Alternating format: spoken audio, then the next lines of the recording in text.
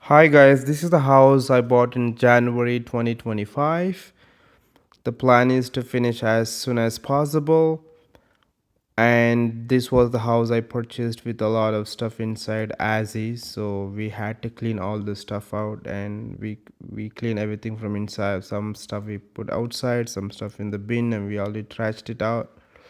And as you see inside, it looked okay in the main entrance room, in the entrance area, but uh, but we ended up replacing all the sheetrock and fixing some foundation stuff as well.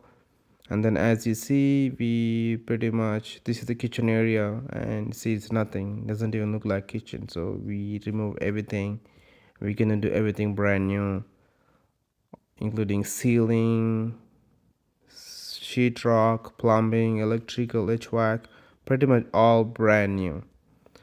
And let's see how long it's gonna take us to finish this, and stay tuned for the progress.